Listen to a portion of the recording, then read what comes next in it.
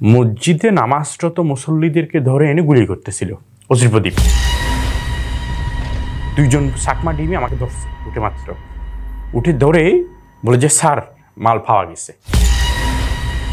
পরে ওসি প্রদীপ আসার পরে আমাকে তার হাতের যে পিস্তলটা সেটা আমার বুকে ধরছে। ওই সিঁড়িঘরের উপরে, 6 তলার যে সিঁড়িঘর আছে সিঁড়িঘরের উপরে আমাকে এইভাবে দুইজন এভাবে ধরছে, একজন এভাবে গলায় এভাবে ধরছে, দেয়ালের সাথে লাগায়। এবার আমার পায়ে পিস্তল ঠেকিয়ে, সে একদম পায়ে পিস্তল ঠেকিয়ে তার হাতের যে পিস্তল, আমার ছবিতে দেখবেন তার হাতের যে পিস্তল ঠেকিয়ে সে গুলি করে দেয়। কয়েকজন পুলিশ আমাকে টেনে হিস্ট্রে সিঁড়িঘর পর্যন্ত আনছে। আনার পরে ওই পুলিশের কাছে ওই গাছের রাইফেল থাকে না, বড় বড় গাছের বাটওয়ালা রাইফেল, ওই রকম একটা গাছের বাট দিয়ে আমার মাথায় সজোর আঘাত করছে। আঘাত করলে আমি ওই আমার মাথায় এই জায়গা দিয়ে আপনি আমার ওই ছবিতে দেখবেন, এই দিয়ে আমার গড়ায় রক্ত পড়তেছিল। তখন মাথায় যখন আগে আঘাত পাই তখন আমি আর স্থির থাকতে পারি না, আমি একেবারে পুড়ে গেছি। পড়ে যাওয়াতে ওই 6 তলার সিঁড়ি থেকে আমাকে লাথি মেরে, বন্দুকের বাট দিয়ে মেরে আমাকে ওই নিচতলা পর্যন্ত আনা হয়েছে। পেপসির বোতল দিয়ে আমার এখানে আঘাত করছিল। আমার এই সেটও 8টা শিলে আছে, আঘাত করছিল। পরে মাথা, এরপরে হকি স্টিক দিয়ে মারছিল।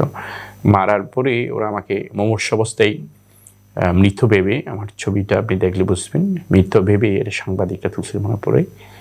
ওই কনস্ট্রাকশনের গর্তে করে না, ওই সময় বর্ষা মুখর দিন ছিল, কনস্ট্রাকশনের গর্তে পানি জমছিল, ও গর্তে পানিতে আমাকে ফেলে রেখে তারা চলে যায়। পরে পুলিশ হয়তো কোনোভাবে ইনফরমেশন পাই, পুলিশ এসে আমাকে উদ্ধার করে। প্রিয় দর্শক, আসসালামু আলাইকুম। সকলকে প্রীতি এবং শুভেচ্ছা জানিয়ে শুরু করছি মজলুম মানুষের স্মৃতিকথা নিয়ে বিশেষ অনুষ্ঠান মজলুমের জবানবন্দি। আজকে আমাদের স্টুডিওতে একজন অতিথিকে আমন্ত্রণ জানিয়েছি। তিনি হচ্ছেন সাজিদ আব্দুল্লাহ, আইনজীবী, চট্টগ্রাম জজ কোর্ট। আপনাকে স্বাগত আমাদের স্টুডিওতে। শুরুতেই জানতে চাই যে 5ই ফেব্রুয়ারি 2013 কি হয়েছিল আপনার সাথে? 5ই ফেব্রুয়ারি 2013 এটা ছিল একটা ঐতিহাসিক দিন। তৎকালীন ফ্যাসিজম সরকার হাসিনা কর্তৃক যে গৃহপালিত যে ট্রাইব্যুনাল বলি, সে আন্তর্জাতিক অপরাধ ট্রাইব্যুনাল, তথাকথিত এই আন্তর্জাতিক ট্রাইব্যুনালের প্রথম রায় ছিল সেদিন। মজলুম জামাত নেতা আব্দুল কাদের মোল্লা ওনার রহিমাহুল্লাহ, ওনার যে প্রথম রায় দেওয়া হয়েছিল সেদিন, ওই রায়কে কেন্দ্র করে আমাদের একটা সাংগঠনিক, আমাদের প্রতি একটা নির্দেশনা ছিল, আমরা একটা বিক্ষোভ প্রদর্শন করব। যেহেতু এটা একটা মিথ্যা প্রপাগান্ডা ছড়িয়ে নিরীহ মানুষগুলোকে একটা জুডিশিয়াল একটা কিলিংয়ের একটা পায়তারা চালাচ্ছিল। ঠিক তদ্রুপ তারা 2013 সালের এই 5ই ফেব্রুয়ারি 12টার দিকে, তারা একটা 12টা সাড়ে 12টার দিকে তারা ওনাকে যাবজ্জীবন কারাদণ্ড দেয়। তার পরিপ্রেক্ষিতে আমরা আমাদের একটা মহানগর ঘোষিত আমাদের একটা মিছিল ছিল, বিক্ষোভ মিছিল, সেটা হচ্ছে বদ্রাট থেকে। তখন আমরা বদ্রাটে যখন আমরা মিছিলের জন্য সবাই একত্রিত হই, ঠিক তো একই টাইমে চাঁদগাঁওর ওই দিক থেকে র্যাবের একটা গ্রুপ এসে আমাদের কিছু বাইকে লাঠি পিটা করে বাদরতলা দিকে সরিয়ে দেয়। তৎপরবর্তী সময়ে আমরা বিশাল মিছিল সহকারে, আমাদের তৎকালীন মহানগরী সভাপতি মিছিল সহকারে আমরা মুরাদপুরের দিকে আগাচ্ছিলাম, শান্তিপূর্ণ আমাদের মিছিল। ঠিক সেই সময়ে বাংলাদেশের আলোচিত তৎকালীন 5 ওসি কুখ্যাত প্রদীপ কুমার দাসের নেতৃত্বে আমাদের উপর এন মোহাম্মদের সামনে পৌঁছালে মিছিল এলোপাথারি অতর্কিত গুলি ছালায় আমাদের অসংখ্য ভাই আহত হয়ে, গুলি চালাতে এক পর্যায়ে তাদের গুলি শেষ হয়ে যায়। তখন তারা পিছনে আমাদের সাথে এই যে এখানে এক ধরনের দাওয়া পাল্টা দেওয়া, এবং তারা গুলি শেষ করে তারা চলে যায়।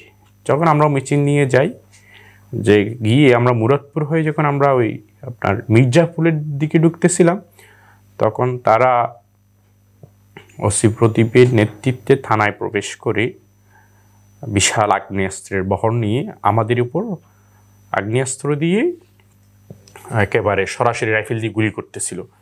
এমনভাবে গুলি করতেছিল আমাদের আশেপাশে অসংখ্য ভাই গুলি খেয়ে মাটিতে লুটিয়ে পড়তেছিল, যার মধ্যে ছিল তৎকালীন ইসলামী ছাত্র শিবির পলিটেকনিক্যালের সভাপতি মাহবুব ভাই সহ অসংখ্য ভাই গুলিবিদ্ধ অবস্থায় পড়ে গিয়েছিল, যাদেরকে আমরা ইনস্ট্যান্ট তুলে হাসপাতালে পাঠিয়েছিলাম।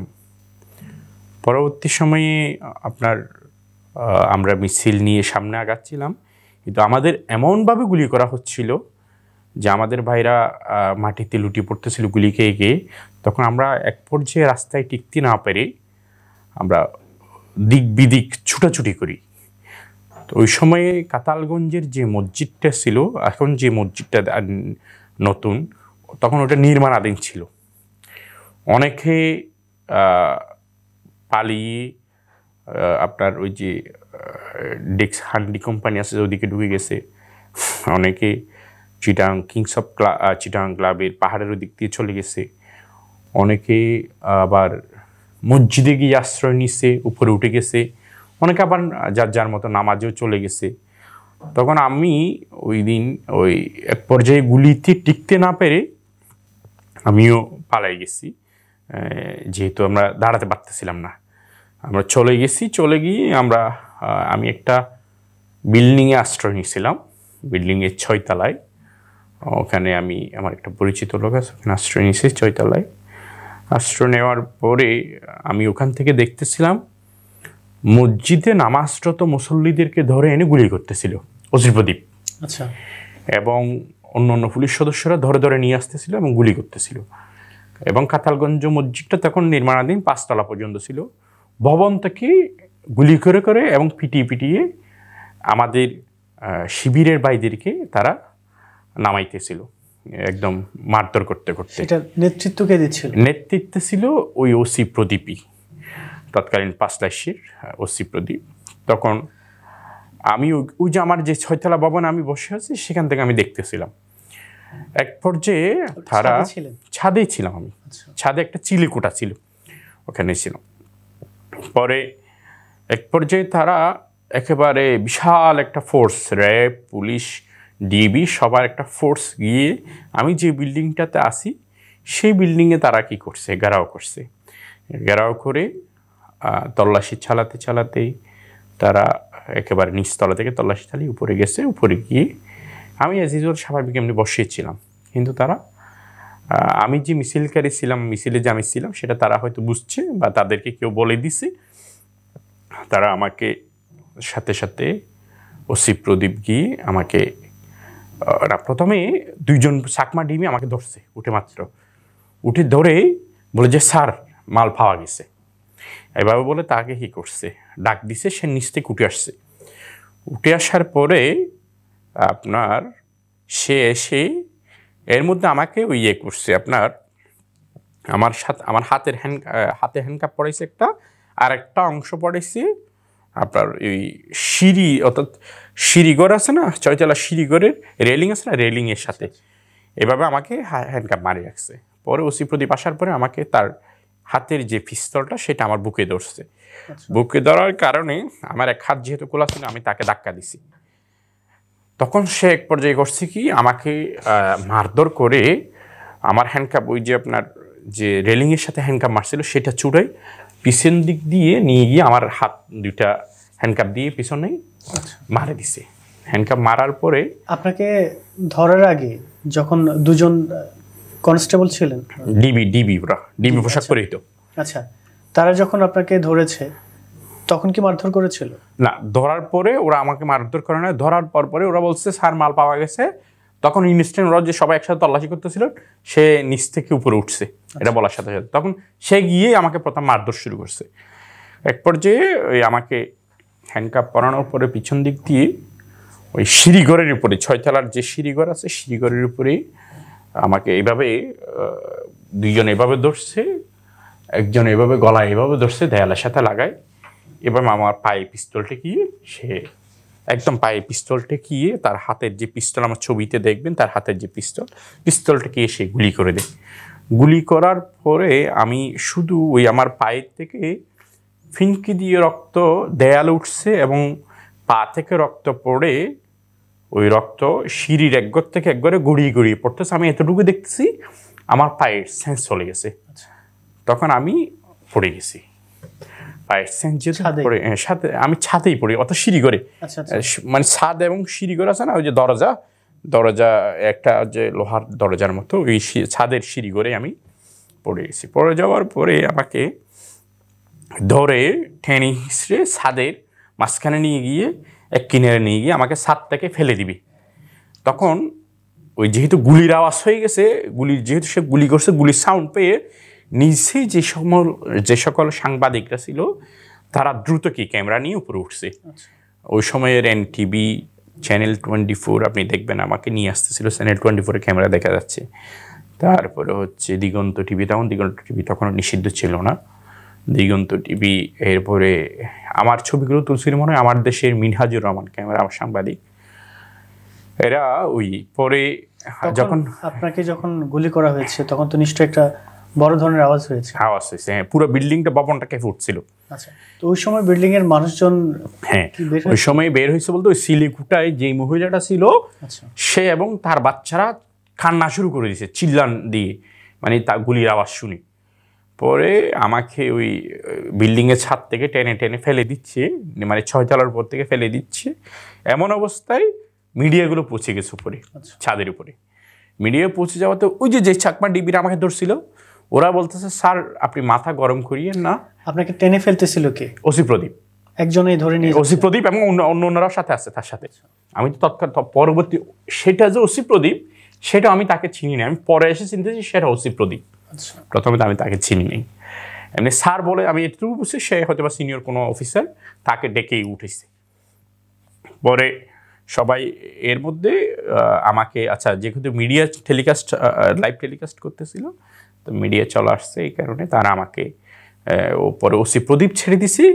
কয়েকজন পুলিশ আমাকে টেনে হিসড়ে সিঁড়িঘর পর্যন্ত আনছে। আনার পরে ওই পুলিশের কাছে ওই গাছের রাইফেল থাকে না, বড় বড় গাছের বাটওয়ালা রাইফেল, ওই রকম একটা গাছের বাট দিয়ে আমার মাথায় সজোর আঘাত করছে।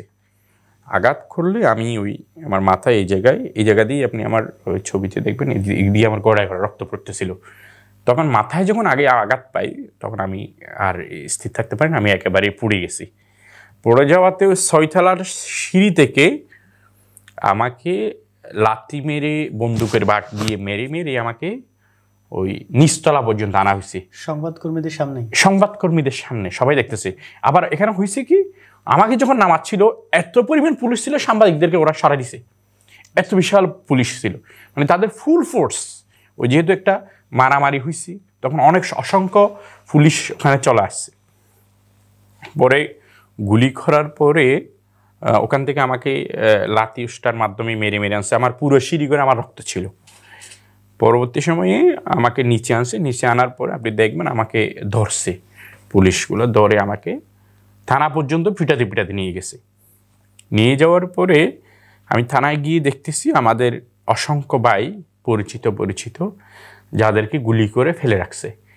এবং আমার সামনে আমাদের একজন কবির ভাই ছিল, ওনাকে মারছে যে ওই রাইফেলের বাট দিয়ে এদিক থেকে মারছে যে ওনার এই হাতের যে জয়েন্ট, এই হাড্ডি এটা বের হয়ে গেছিল, হাড্ডি বের হয়ে গেছে, এভাবে মারছে। তারপরে আমাদের ইসমাইল রাসেল ছিল, তাকেও পায়ের পুরো হাড্ডি দুভাগ করে দিয়েছিল, ভেঙে ফেলছিল মেরে। তানজিমাল হাসান নামে একটা ছেলে ছিল, আমার একসাথে গুলি করছে তাকে এখানে গুলি করছে। তার পেট ছিদ্র করে, প্রস্রাবের থলি ছিদ্র করে তার পেটের মধ্যে গুলি চলে গেছিল তানজিমাল হাসান। পরে আমাকে ওই থানায় নিয়ে গিয়ে করছে কি, তার ওই ওসি প্রদীপের রুমে নিয়ে গেছে, এক জায়গায় রাখার পরে ওসি প্রদীপ আসতে পরে ওর রুমে নিয়ে গেছে। ওর রুমে টাইলস করা ছিল, আমাকে যখন রাখছে আমার মাথার রক্ত আর পায়ের রক্ত আমাকে যেখানে শোয়েছে ওই জায়গায় আমার রক্তের উপরে আমি ওই মানে একেবারে পিচ্ছিল অবস্থা হয়ে গেছে আর কি, যেহেতু নিচে টাইলস। পরে সে আসার পরে আরও 30 মিনিট পর্যন্ত আমাকে এই আমার গলায় তার বুটের জুতা দিয়ে পাড়া দিছিল এমনভাবে পাড়া দিছে, এমনভাবে আমার বুকে এবং আমার গলায় পাড়া দিছে যেন নিঃশ্বাস বের হয়ে যাবে এরকম অবস্থা। এত পরিমাণ আমাকে মারছে, আমি ওই আমার যে রক্ত ছিল টাইটস এবং আমার রক্তে আমি নিজে আপনার পিছলাচ্ছিলাম আর কি, আমার শরীরটা পিছলে যাচ্ছিল রক্তের উপরে। আর অনেকক্ষণ থাকার কারণে ও রক্তগুলো ওইখানে জমাট বেঁধে গিয়েছিল। সে যখন ওই আবার পা পাড়া দিছে আমার গায়ের উপরে, তখন এগুলা একেবারে বাজে অবস্থা। তো আমি একেবারে সেন্স হারানোর মতো অবস্থা আর কি। এভাবে প্রায় 30 থেকে 35 মিনিট পর্যন্ত সে আমাকে ওখানে তার রুমের মধ্যে মারছে। মারধর করার এক পর্যায়ে সম্ভবত দামপাড়া থেকে মনে হয় আলাদা পুলিশের ফোর্স গিয়ে আমাকে এবং সর্বশেষ আরেকজনকে, যে আমার নামটা কোনো মনে নেই, আমাদের দুইজনকে চট্টগ্রাম মেডিকেলে আনছে। আনার পরে চট্টগ্রাম মেডিকেলে আমাদেরকে ভর্তি করাইছে। ভর্তি করানোর পরে আমাদের প্রায় গুলি বের করছে। তারপরে হচ্ছে আমার 6টা গুলি বের করছে আমার পা থেকে। তারপরে 6টা করেছিল, 6টা গুলি বের করছে। পরে আমরা প্রায় 1 মাস আপনার চট্টগ্রাম মেডিকেল ক্যাজুয়ালিটি বিভাগে চিকিৎসাধীন ছিলাম। আমার সাথে আহমেদ আফগানি ছিল, তানজিম আল হাসান। আমাদেরকে যখন অপারেশন করাচ্ছিল তখন আমাদের লোকজনকে কাউকে আসতে দেয়নি, আমাদের পরিবার বা কাউকে তখন আসতে দেয়নি, কাছেও পিটতে দেয়নি। সব দিকে পুলিশ, NSI, ডিবি ওরা ঘেরাও করে রাখছিল। এবং ওই তানজিম আল হাসান যে ছেলেটা ছিল, ডক্টর তাকে বলতেছিল, বলে যে ওই আপনি তো আপনার গার্ডিয়ান লাগবে, আপনার অপারেশনটা আমরা আপনি করতে পারবো না। কারণ হি ওয়াজ ক্রিটিক্যাল। যেহেতু তখন সে বলছে আমার কাউকে লাগবে না, আমি আমার সিগনেচার দিয়ে দিচ্ছি, আপনি অপারেশন করেন। বলেছে আপনার মারা যাওয়ার সম্ভাবনা আছে, বলেছে কিছু হবে না, আমি মারা গেলে কিছু হবে না, আমি ইসলামী আন্দোলন করতে গিয়ে যদি শাহাদাত বরণ করা লাগে সমস্যা নেই, কাউকে বলতে হবে না, আমি আমার সিগনেচার দিয়ে দিচ্ছি। আমার মনে আছে ডক্টর ছিল ডক্টর কামাল, অত্যন্ত ভদ্রলোক। উনি রিক্স নিয়ে নিয়েছিল, রিক্স নিয়ে অপারেশন দীর্ঘ 2বার করে তাকে অপারেশন করে কারণ তার গুলিটা নাকি নড়াচড়া করতেছিল, পাওয়া যাচ্ছিল না, প্রস্রাবের থলি থেকে তার গুলিটা বের করছিল। এইভাবে আমাদের এই যে প্রায় আমার মাথায় 19টা সেলাই হয়েছিল। আমি এখনো পর্যন্ত ওই আমার মাথায় যে সেলাই হয়েছিল, আমার মাথাটা এখনও ডক্টর বলছিল এটা ভালো হবে না, আমি এখনও কিছু থেকে কিছু হলে বা কাজের একটু চাপ থাকলে কিংবা আমি যদি একটু খুব বেশি দৌড়াদৌড়ি করি আমার মাথার পেনটা উঠে যায়। তারপরে পায়ের ব্যথাটা আসেই। স্টিল নাও আমি ওসি প্রদীপের 2টা গুলি আমার পায়ে নিয়ে আমি চলাফেরা করি, আমার 2টা গুলি। এগুলো জয়েন্টে আছে, ডক্টর বলছে এগুলো যদি আমি বের করতে যাই আমার জয়েন্টটা কাটতে হবে, জয়েন্টটা কাটলেই আমার জয়েন্টটা আগের মতো ফেরত আসবে না। এই কারণে বলছে যতদিন আসতে থাকুক, যদি জয়েন্ট নষ্ট হয়েছে তাহলে আপনাকে আর্টিফিশিয়াল জয়েন্ট লাগাইতে হবে। তো এইভাবেই আমরা প্রায় অনেক দিন চিকিৎসাধীন ছিলাম, প্রায় 1 মাস চট্টগ্রাম মেডিকেলে আমরা 6-7 জন। এরপর আমাদের মধ্যে একটা আব্দুল ফাত্তা ছিল, তাকে ঢাকা পঙ্গু হাসপাতালে ট্রান্সফার করছিল। ইন দ্য মিনটাইম আরেকটা হয়েছিল কি, ওই আমাদের এত পরিমাণ আঘাত করছিল আমি মারা গেছি এরকম একটা নিউজ হয়ে গেছিল। আচ্ছা, ওই দিন আবার আমাদের শহীদ আবিদ বিন ইসলাম, তাকে দেওয়ানহাটে মেরে তার চোখ তুলে নেওয়া হয়েছিল। তারপরে শহীদ ইমরানকে আপনার ওই অলঙ্কার মোড়ে পুলিশ বক্সের ওখানে একেবারে তার মাথায় কাছ থেকে রাইফেল দিয়ে গুলি করে তার মাথার মগজ বের করে ফেলা হয়েছিল। ওই দিনই মারা গেছে। পরে সন্ধ্যায় নিউজ হয়ে গেছিল আমিও মারা গেছি, সেন্সলেস ছিলাম, জানতাম না। পরে যাই হোক আল্লাহ সুবহানাহু ওয়া তাআলা আমাদেরকে বাঁচিয়ে রাখছে। এরপরে সে আমাদেরকে এই ওসি প্রদীপ কুমার দাস, সে আমাদেরকে রাতের বেলা সে আবার গেছে সিভিলে গিয়ে আমাদের ছবি তুলছে, আমাদেরকে ভয় দেখাইছে বিভিন্ন ধরনের। আমরা তো তখন আসলে হিতাহিত জ্ঞান ছিল না। তো কিরকম ভয় দেখিয়েছে? মানে সে এই করবে, মানে বিভিন্ন ধরনের হুমকি আমাদেরকে গিয়ে দেখছে। আমি আসলে এত কিছু বুঝতে পারিনি। আমাদের মধ্যে কয়েকজন সেন্স ছিল, তারা বলে যে ওসি প্রদীপ রাতে আসছে। আমি কিন্তু আমাকে যখন ক্যামেরা করতেছিল তখন আমি ওই ক্যামেরার রিফ্লেকশনটা দেখে আমি চোখ পাকাইতে গেছিলাম যে তখন তার ওই যে সে নারাকি চেহারাটা আমার মধ্যে বেশি উঠছে। এটাই হচ্ছে তার অবস্থা। পরে এই 1 মাস চিকিৎসাধীন থাকার পরে আমাদেরকে গ্রেপ্তার দেখাইছে এই বলে যে আমাদের সাথে নাকি বন্দুক যুদ্ধ হয়েছিল, যেটা ওসি প্রদীপের সচরাচর নেচার ছিল। যে আপনি জানেন টেকনাফে 161টা ক্রসফায়ার দিছে উইদাউট এনি জাস্টিস। এই সে তারই ধারাবাহিকতায় এইগুলোকে সে বন্দুকযুদ্ধ বানাতো। আমাদেরকে এরকম বন্দুকযুদ্ধ বানিয়েছে, বন্দুকযুদ্ধ বানিয়ে আমাদেরকে অস্ত্র মামলার আসামি করেছে, অস্ত্র মামলা দিছিল, বিস্ফোরক মামলা দিছে, ভাঙচুর দিছে, এরকম 4-5টা মামলা দিয়ে আমাদেরকে কী করছে, আদালতে পাঠাইছে। আদালতে পাঠানোর পরে আমরা প্রায় 6-7 মাস জেল কাটার পরে আমার তখন বোর্ড পরীক্ষা চলতেছিল, আমি বোর্ড পরীক্ষা দিয়েছি হাজতে বসে, তারপর হচ্ছে আপনার দিছি আপনার হাসপাতালে বসে, আমাদের সংগঠনের পক্ষ থেকে স্পেশালভাবে অনুমতি নেওয়া হয়েছিল, পরীক্ষা দিছি। পরে আমি প্রায় 7 মাস জেল কেটে বের হয়েছি। বের হওয়ার পরেও শুধুমাত্র আমরা ইসলামী ছাত্র শিবির করার কারণে সবসময় আমরা জীবন নাশের, প্রাণ নাশের হুমকিতে ছিলাম। যেমন আমরা মহসিন কলেজে যখন হোস্টেলে থাকতাম, কখনো আমরা ওই রাতের বেলা ঘুমাইতে পারতাম না। কিছু থেকে কিছু হলেই পুলিশ এসে আমাদেরকে ঘেরাও করে ফেলতো, নিয়ে যেত দড়ি বেঁধে। এরকম কলেজে ক্লাস শেষ করে ভাত খেতে বসলাম ডাইনিংয়ে, এর মধ্যে পুলিশ এসে হাজির, ঘেরাও করে ফেলছি। ডাইনিংয়ে ভাতের প্লেট ফেলে আমরা চলে গেছি, আমাদের ভাত পুলিশ খেয়ে চলে গেছে। অসংখ্যবার হয়েছে। আপনি আমার যারা দেখবে তারা জানবে, যে যারা মহসিন কলেজে ছিল, যে তারা জানে আমাদের ডাইনিংয়ের ভাত খেয়ে পুলিশ চলে যেত, আমাদেরকে রাত বিরাতে এসে ধরে রশি দিয়ে বেঁধে নিয়ে যেত। কিছু হলেই শুধুমাত্র ওই ইসলামী ছাত্র শিবির করাটা, ইসলামী আন্দোলন করাটাই ছিল আমাদের অপরাধ, আর কোনো অপরাধ ছিল না। তারই ধারাবাহিকতায় আমাদেরকে এইভাবে পুরো রাত কাটাতে হতো পথে পথে। কখন আমরা হোস্টেলে ঠিকমতো ঘুমাতে পারতাম না, পুরো রাত একেবারে পথে পথে কাটাইতে হতো। আবার এমনও হতো এদিকে পুলিশ আসছে, আমরা জঙ্গলে গিয়ে বসে থাকতাম, জঙ্গলে মশার কামড় খেতাম। এমন দিন আমাদের মনে আছে যে খুব মশা, মহসিন কলেজের পিছনে আপনি খেয়াল করবেন কিনা জানি না, ডাকবাংলোর পাশে, পেট্রো বাংলার পাশে অসংখ্য পাহাড়, ওই পাহাড়ে গিয়ে আমরা বসে থাকতাম।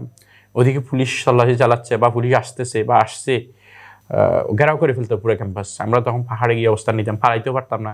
পরবর্তী সময়ে আমরা এই জঙ্গলের মধ্যে আমরা রাত কাটাই দিছি, তারপরে সারা রাত পথে পথে কাটাই দিছি, সকালবেলা এসে ক্লাস করছি। এই ছিল হচ্ছে আমাদের মূলত আসলে সাংগঠনিক জীবন আর কি। আমরা ইসলামী ছাত্র শিবির যারা করছে তারা জানাই, আমরা তো আসলে পাহাড়ে ছিলাম, মহসিন কলেজে থাকতে তো পাহাড়, আমরা ওই নিচ থেকে উঠতে আমরা পালাই যেতে পারতাম, আমরা সরে যেতে পারতাম।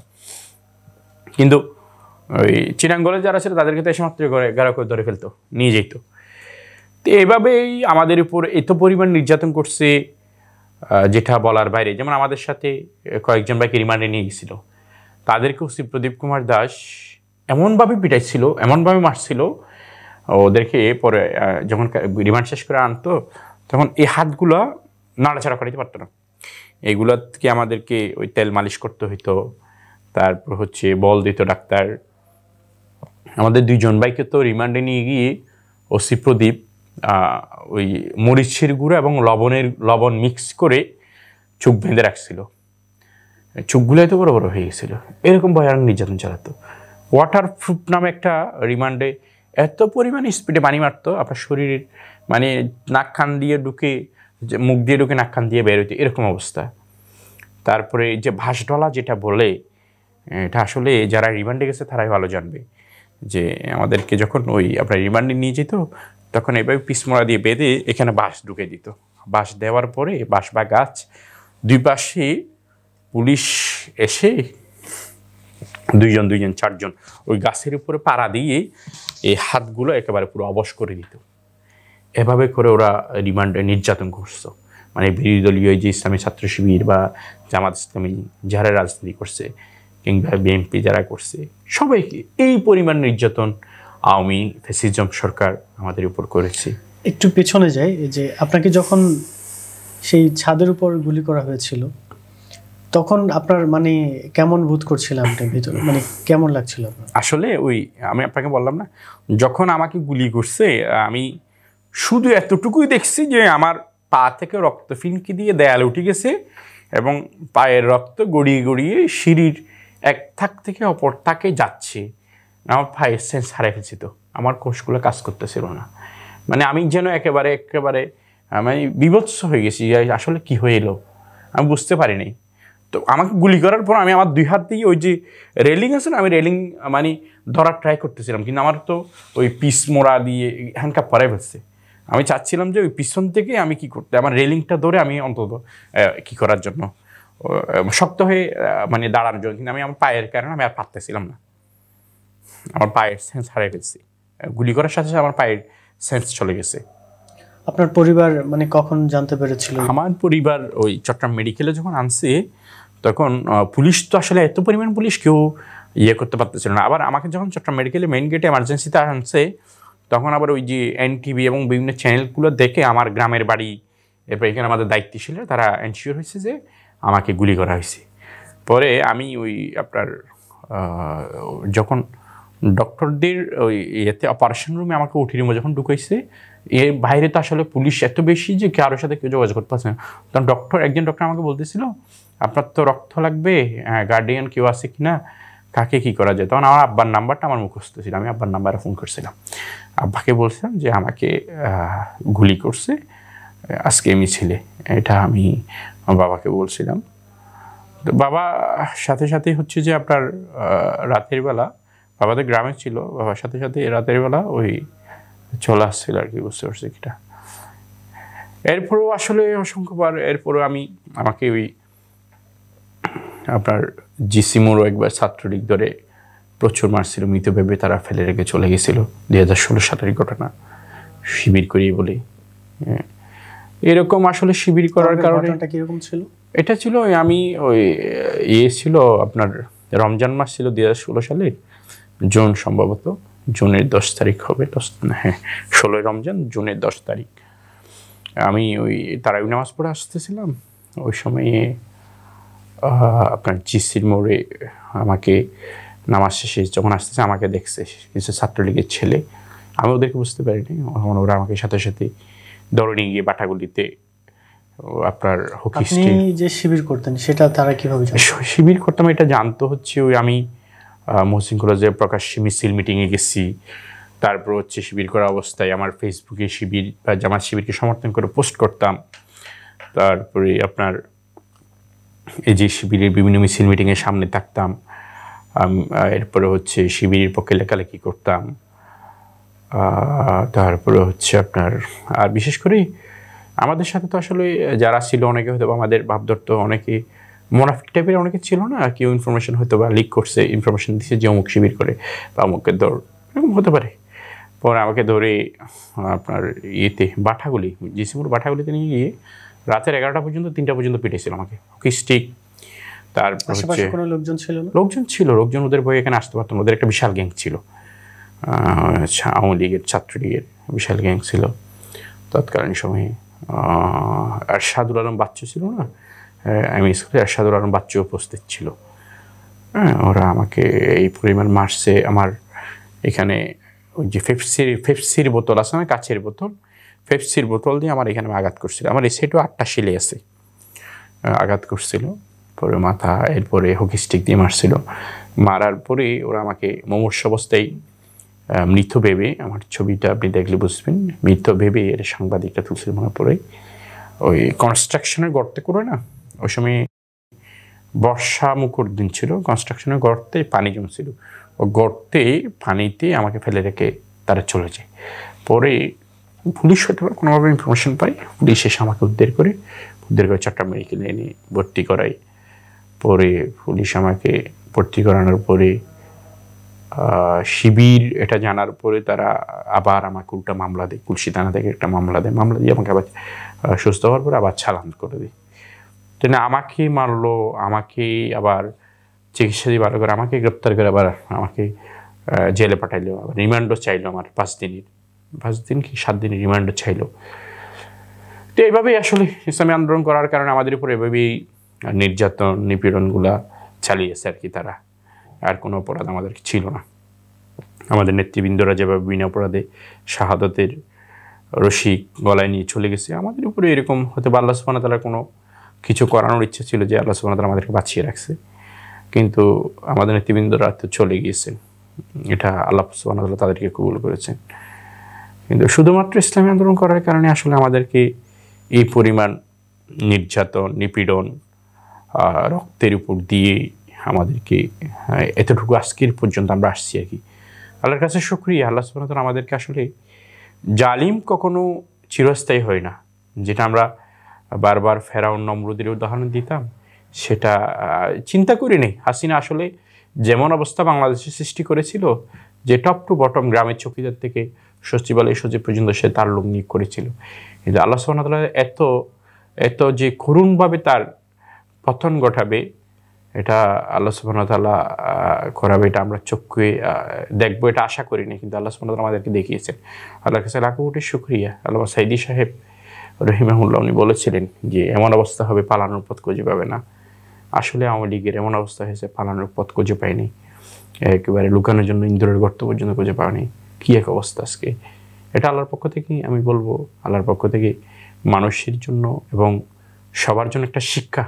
আল্লাহ সুবহানাহু ওয়া তাআলা মানুষ নিজেকে যতই বেশি সব কিছু দিক দিয়ে পরিপূর্ণ মনে করুক না কেন, আল্লাহ সুবহানাহু ওয়া তাআলা এমন একটা গর্ত, আল্লামা সাইদির ভাষায় যেমন একটা গর্ত রেখে দেয়, যে গর্ত দিয়ে ক্ষমতা চুট করে, সেটা আল্লাহ ছাড়া আর কেউ জানে না। এটা আমরা আজকের অবস্থায় এসে দেখতে পাচ্ছি, এটা আমাদের জন্য শিক্ষা। দর্শকদেরকে আমরা বলবো, আমি আসলে এটা আমি তো শুধুমাত্র একজন ব্যক্তির কথা বললাম, আমাদের অসংখ্য ভাই এরকম নজরানা ফেস করে আজকের অবস্থানে বাংলাদেশ।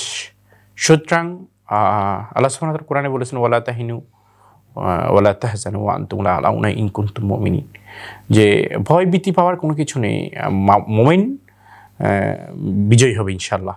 এটা আল্লাহ সুবহানাহু ওয়া তাআলার ওয়াদা। আল্লাহ সুবহানাহু ওয়া তাআলা সেই ওয়াদা রক্ষা করেছেন এবং আমরা চাই ফ্যাসিজম মুক্ত একটা বাংলাদেশ, সুন্দর সমৃদ্ধ একটা বাংলাদেশ হোক, ন্যায় ইনসাফ প্রতিষ্ঠা হোক। এই যে জুলাই বিপ্লবী এতগুলো ছাত্র জীবন দিল, বিগত হাসিনা স্বৈর শাসকের আমলে এতগুলো মানুষ জীবন দিল, বিএনপি জামাত শিবিরের কর্মী সাধারণ মানুষ জীবন দিল, তাদের জীবনের বিনিময়ে একটা সুন্দর সমৃদ্ধশাল একটা ন্যায় ইনসাফ ভিত্তিক আগামীর বাংলাদেশ গঠিত হোক, যেখানে থাকবে না কোনো অবিচার, অনাচার, জুলুম এবং আর কোনো স্বৈরশাসক যেন এই দেশের জমি আর পয়দা না হয়। এটাই আমাদের চাওয়া এবং আগামীর বাংলাদেশ সুখী সমৃদ্ধ বাংলাদেশ গঠন করার জন্য সবাই কাজ করবেন, ন্যায় নীতি প্রতিষ্ঠিত হোক, এটাই চাওয়া।